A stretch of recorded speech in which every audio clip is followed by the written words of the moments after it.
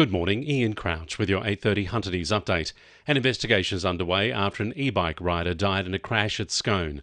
Police were called to Liverpool Street yesterday morning to reports the e-bike had collided with a ute. The 20-year-old rider was treated at the scene by paramedics but died on the way to hospital. The driver of the ute was taken to hospital for mandatory testing.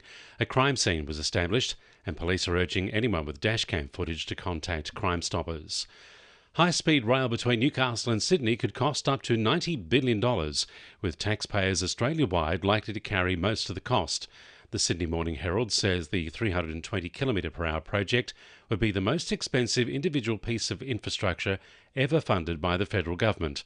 A business case for the 190 km project is reportedly due to be released within days.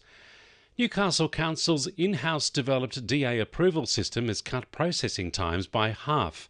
Using a $2 million state government grant, Council will now share its accelerated DA approval system with other councils across New South Wales. Planning and Development Executive Manager Amy Ryan says since its development, the system has seen more than 1,300 applications processed, many within 10 days. These applications we're looking at are, generally the lower impact residential type applications and small businesses. So it means that they can get on with their renovations or new businesses sooner and that builders can start work earlier, and that, there's obviously a housing crisis, so it's getting dwellings on the ground being built. Independent Newcastle Lord Mayoral candidate Gavin Morris has been given a boost in his campaign. Our Newcastle, the group which endorsed former Lord Mayor Ross Kerridge, along with two other independent councillors, has given its blessing to Mr Morris running as an independent candidate. Group President Leisha Parkinson has told the Herald the committee has unanimously voted to support Mr Morris's candidacy after considering his policy agenda, values and commitment to independent leadership. Singleton Council has installed 2 new electric vehicle chargers to the town centre. The chargers are located on York and John Streets in close proximity to community facilities, playgrounds and cafes. The new development comes in response to an increase in workers travelling to Singleton. Council's Community Growth and Evolution Manager Mary Ann Crawford says it's an important development for the town. Council will continue to work with predominantly third-party hardware and software providers to increase the electric vehicle charging options that will be available in our community in the future. And we really do want to thank those parties who participated in this program, which is EVX, Ausgrid and Arena.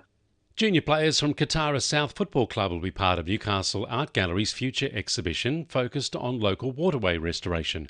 The players created environmentally inspired artworks alongside professional artists as part of the Future Creek project. The Community Art Project is one of 8 initiatives supported by Newcastle Council's most recent environmental grants. Deputy Lord Mayor Charlotte McCabe says the initiatives will utilise various approaches. $65,000 of Council's grants have gone out to 8 different community-led projects, and they're all quite diverse, but they all have at their heart protecting biodiversity and caring for our green spaces and connecting our community to nature.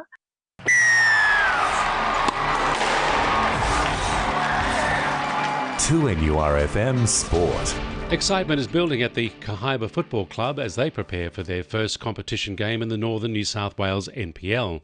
The Rams earned promotion from the League One competition after finishing last season on 47 points with 11 straight wins.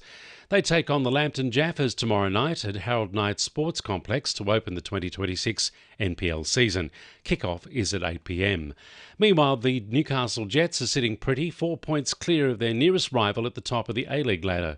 It comes after second-placed Auckland drew 1-1 last night with third-placed Sydney FC.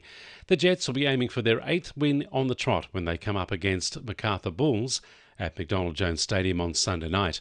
And the Newcastle Knights will be allowed some time off for sightseeing and a show before training gets underway on Sunday as they prepare to take on the Cowboys in round 1 of the NRL in Las Vegas. And the winning numbers in Oz Lotto are 9, 23, 32, 36, 39, 42 and 44, and the supplementaries are 18, 24 and 30. And now you're up to date with the latest 2NURFM Hunter News.